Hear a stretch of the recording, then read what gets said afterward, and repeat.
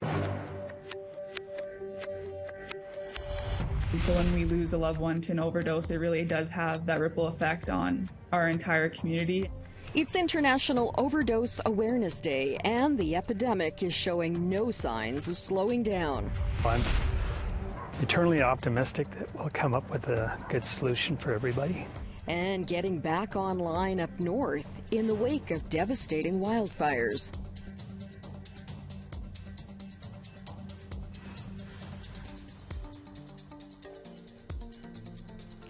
Good evening. Welcome to APTN National News. Thanks for joining us. Today is International Overdose Awareness Day. Events are taking place across Turtle Island, calling for a regulated drug supply and investment in harm reduction efforts to curb the epidemic of deaths related to poisoned drugs. APTN's Sav Jonesa went to an event in Winnipeg to ask about how these changes could help save lives. It's International Overdose Awareness Day today, and I'm at the Manitoba Legislative Building in Winnipeg with Shauna Ilsley, Executive Director of the Manitoba Harm Reduction Network. Thank you so much for joining me today, Shauna. Can you tell me why we're here and what's all happening behind us? Yeah, so we are here for International Overdose Awareness Day, and unfortunately here in Manitoba, we're experiencing a drug poisoning crisis. So many of us have lost loved ones. So we're here today to honor our loved ones that we've lost, but also to invite people down to come spend some time to honor their grief, but to also learn a little bit about harm reduction and how we can better support our relatives who are using substances. And how does the prohibition of drugs contribute to a toxic drug supply? Yeah, great question. There's two real big things that prohibition does. One is that it creates stigma around substances, particularly around our relatives who are using substances. And in a stigmatized environment, it's really hard to go and ask for some support around your substance use. But the other thing it does is it creates a toxic drug supply. So when prohibition is the policy, it means that substances are unregulated. People don't necessarily know what's in it. People don't know the potency of it, and so in an unregulated market, it means that we're going to have an increase in deaths due to a drug poisoning, and that's what we've seen here in Manitoba. And we had last year we had 418 people die. The year before it was over 400. Since January to March this year, we had 103 people die. And in the next month before election, we'll have another 40 people die. And so really important that drug poisoning or an overdose is actually 100% preventable. And we need policies that are going to support that. Thank you for saying that. Some people say harm reduction measures like new needles and supervised consumption sites enable people's drug use. What do you have to say to that? Long before we ever gave out harm reduction supplies, new needles, people were using drugs and injecting their drugs. And so harm reduction strategies really are a strategy to help people to stay safer while they're using substances. And importantly, safe consumption sites. We don't have a safe consumption site here in Manitoba. We are the only province west of Quebec that does not have one, but we are fortunate enough to have the mobile overdose prevention site. And that site saves people's lives regularly. So it allows people an environment where they're going to use an unregulated toxic supply. And if they do have an overdose, there's somebody to respond immediately and save their life. And there's no documented cases of people dying in overdose prevention sites or safe consumption sites of an overdose. So it enables people to stay alive is what we believe when it comes to harm reduction. Well, we'll have to end it there, but thank you so much for talking with me today, and this is beautiful. Thank you so much for putting this on. Thank you for being here. Great. Back to you in studio. With the opioid crisis in Canada showing no signs of slowing down, many organizations are doing what they can to stem the tide of toxic overdoses. With First Nations communities disproportionately affected by the crisis, overdose prevention and awareness has been the Southern Chiefs organization's focus since the beginning of 2023. The SCO represents some 83,000 members in southern Manitoba and launched a harm reduction and land-based healing program. And now they're holding a poster contest for younger members. Youth Chief Trayshell Buns says it's an important conversation to have because the impact of overdose is so far-reaching. Being Dakota, like Mitakia Wasan, which kind of translates to all my relations, especially within our First Nation communities. So many of our communities are so tight knit, and everyone in your community is your relation and is your community member and your loved one. So when we lose a loved one to an overdose, it really does have that ripple effect on our entire community. RCMP in southwestern Nova Scotia are asking for the public's help to identify 4 suspects accused of theft and assault. APTN News captured the alleged incident on video 3 weeks ago. 4 people in a black speedboat took a crate full of lobster at the Sissebu Wharf, about 200 kilometers southwest of Halifax. The lobster in the crate belonged to Cheyenne Francis of the Sibäganägäti Mi'kmaq Nation, harvested under the community's treaty fishery management plan. When confronted, the 4 people dumped the lobster and threw the crate at a Sibäganägäti community member. RCMP say after 3 weeks, they have not been able to identify the suspects, and today released photos of the suspects and are asking anyone with any information or recognize the individuals to call the Digby RCMP or Crime Stoppers. Angel Moore, APTN National News, Sissebu Wharf. The Kayuktvik Food Center in Iqaluit, Nunavut this week gave a presentation to the UN's 4th Periodic Human Rights Review. Kayuktvik says Inuit in Canada's Northern Territories suffer from the highest rates of food insecurity in the country, with 78% of adult Inuit in Nunavut facing food insecurity due to a combination of lower incomes and higher costs of living. The food center says this has detrimental effects on mental health and physical health outcomes. It recommended adequately funded harvester positions, a basic income, better infrastructure, and more housing, as well as official language recognition to improve food sovereignty and food access for Inuit. Rising food costs have put a strain on food banks across the country. According to Harvest Manitoba, the need for its service has gone up 150% since the beginning of the COVID pandemic. As Tamara Pimentel reports, youth on the Brokenhead First Nation are working to supply their community with fresh produce to combat food prices. 2 years ago, this land was nothing but a field of weeds. Now it's supplying fresh fruits and vegetables to the members of Brokenhead Ojibwe Nation just north of Winnipeg. It might not look like much right now, but give us a couple years and we're going to have more and more acres, so it'll be great. Hayden Gilmore and Corey and Colin Pangman are part of a food sustainability project at Brokenhead with the University of Manitoba and the community's Employment and Training Center. While working toward a diploma in agriculture, the 3 are also focusing on cultivating the community's food sustainability. This is the first year of harvesting, and so far the farm has brought corn, zucchini, squash, and cucumbers to Brokenhead's food bank. And this haul, 100 cobs of corn, will fill some shelves at the local grocery store. We're just trying to provide an alternative, healthier option for our community with all the rising prices nowadays. With food prices soaring, so is the need for food donations. In Winnipeg, Vince Barletto with Harvest Manitoba says there's been a demand like never before. We've had a 150% increase in food bank demand in Manitoba since the start of the COVID pandemic. Most of that has actually been in the last year and a half, as we've seen those inflation numbers rise and rise. And the other big difference is that the demand for food banks now is very broadly based. We're seeing seniors, people on fixed incomes, social assistance benefits, and 1 in 4 food bank users today are people with jobs. Barletta says roughly 40% of food bank users in Manitoba are Indigenous. Once a month, Harvest Manitoba supplies food to First Nations across the province, including Brokenhead. But the band's economic development manager, Brenda Greyeyes, says that doesn't always include fresh produce. We don't always get a lot of fresh vegetables from Harvest. It's usually canned goods, some milk items, some yogurt items, but not really fresh vegetables. And we do have like a 70% diabetes rate in the community. So just being able to provide farm fresh food to our community, it's something that's really going to impact our families for years to come, I believe.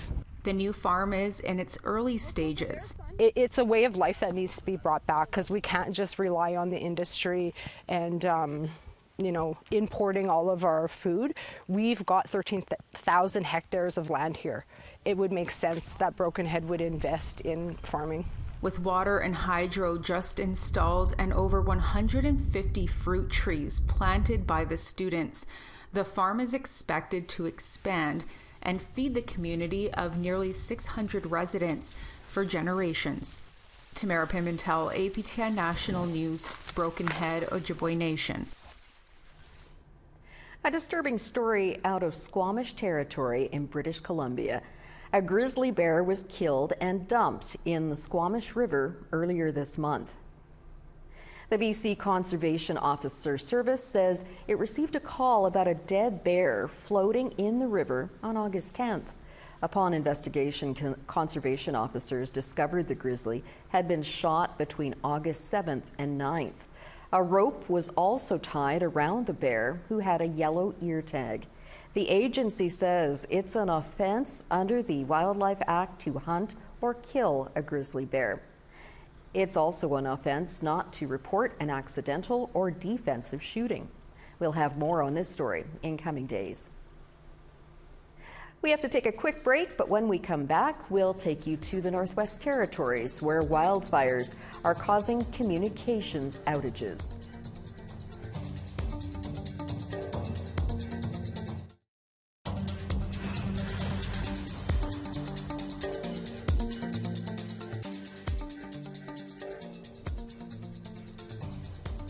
Welcome back. Dene lawyer Jennifer Duncan is in Geneva, Switzerland for the United Nations review of Canada's human rights record. Duncan's main focus is what she calls mass incarceration of Indigenous people in Canada. According to the Correctional Investigator of Canada, 32% of people in federal prisons last year were Indigenous. Duncan has a message for the federal government and Indigenous leaders.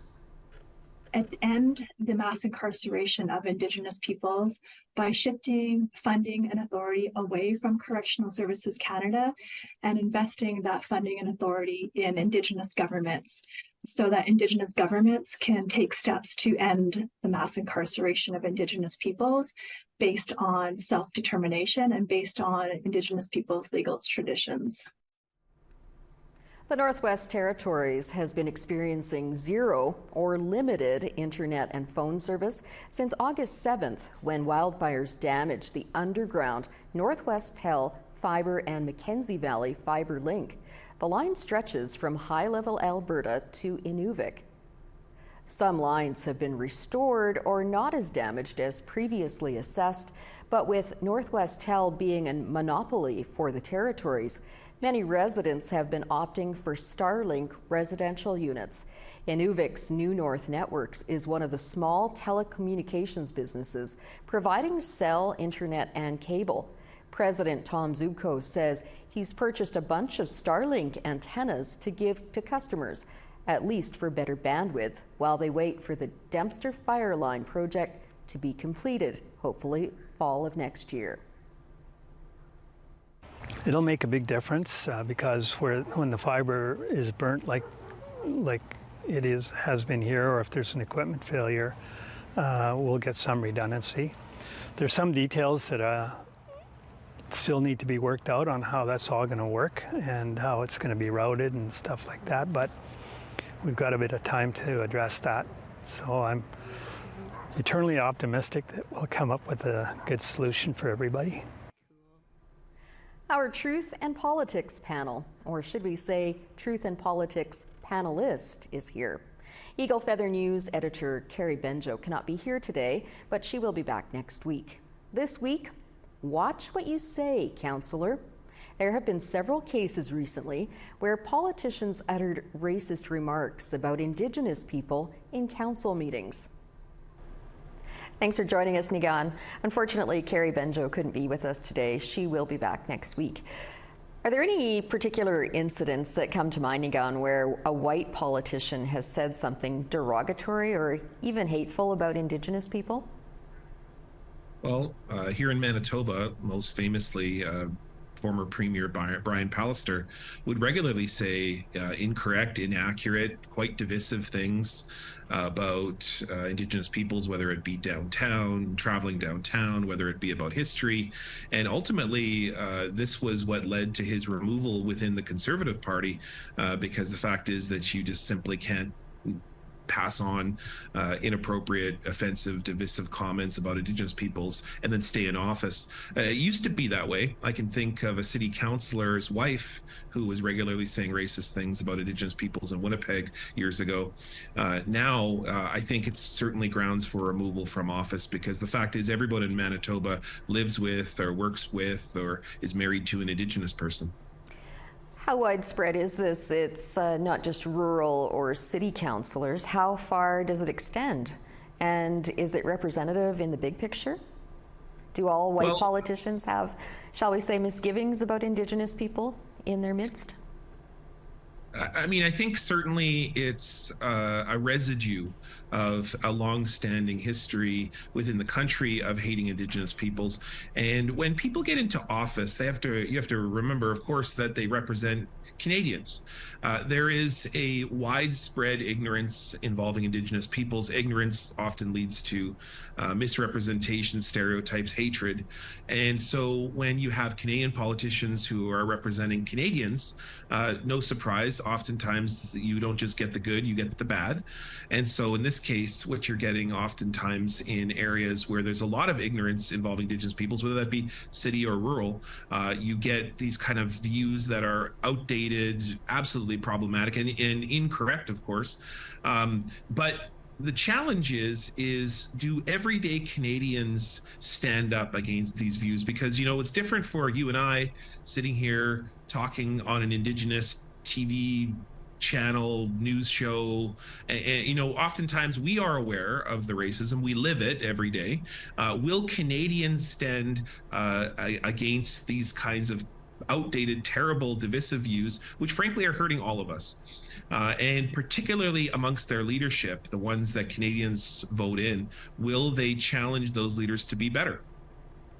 We can have all the cultural sensitivity training that you want, but will that make any difference to the general public? I frankly don't take a very favorable approach when it comes to sensitivity, or oftentimes what we call competency or awareness. Or I think what we have to do is we have to have very specific anti-racism training. We have to have very specific training involving what conditions people to say racist things. And if you enter office, you should be held to account if you continue to hold views that divide up people within your very own riding, your very own council, your very own people that you represent. You know, at the University of Manitoba, we require students to take competency in Indigenous history, culture, for this very sake, because when they go out and become a dentist or a lawyer, 1/5 of their clients in Manitoba are going to be Indigenous, and they have to be better. They have to be better than this.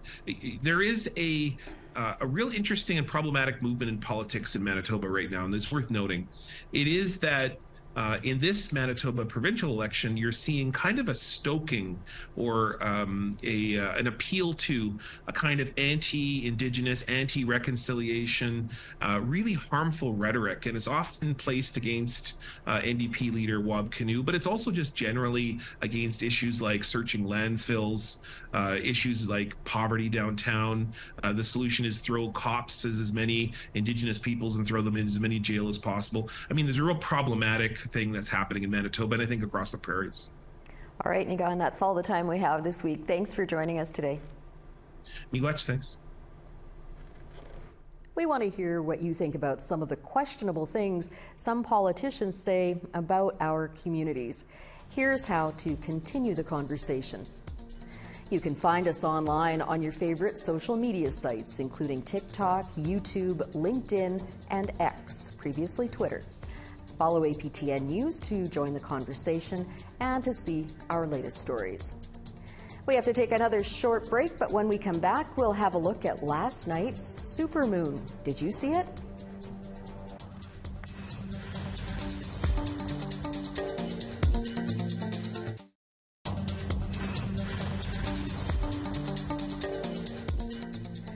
Welcome back. Time now for our photo of the day. Today's picture comes from Jessica Parr. Red dresses near the Forks in Winnipeg, Manitoba. Jessica says she captured this while visiting Camp Mercedes with her family to show her support for the landfill search. If you want to be featured as our photo of the day, email your pictures to share@aptn.ca. Now let's take a look at tomorrow's weather forecast.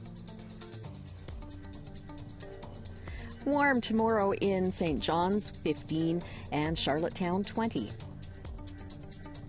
In Newfoundland and Labrador, 11 in Happy Valley Goose Bay. Chibougamau, 18, and Rouyn-Noranda, 22. In Ontario, Toronto, Peterborough, Ottawa, all 22 tomorrow. Further north, Cape Escasing is 25 tomorrow, and Sioux Lookout, 26. In northern Manitoba, Thompson at 27 tomorrow, Norway House, 26. In southern Manitoba, Gimli, 26, Winnipeg, also 26, and Brandon, 25 tomorrow. Over in Saskatchewan, North Battleford, 26 tomorrow is the hotspot, and Regina, 21. 28 in Stony Rapids, Uranium City, 27. Northern Alberta also warm tomorrow, Fort Chip, 28, Fort McMurray, 27. Edmonton, 24, and Calgary, 25. Southern BC, Kamloops, a scorching 27 tomorrow, Vancouver, 23. Dease Lake, 19, and Fort Nelson, Smithers, 26. Rock River, 14, and Mayo, 18. In the Northwest Territories, Yellowknife, 18 tomorrow, Fort Simpson, 22. And to the north, Tuktoyaktuk, 12, and Colville Lake, 15. Cambridge Bay, just 2 degrees tomorrow, Chesterfield, Whale Cove, 10. And in Nunavut, we've got Clyde River at just 2 tomorrow, and Iqaluit is at 7.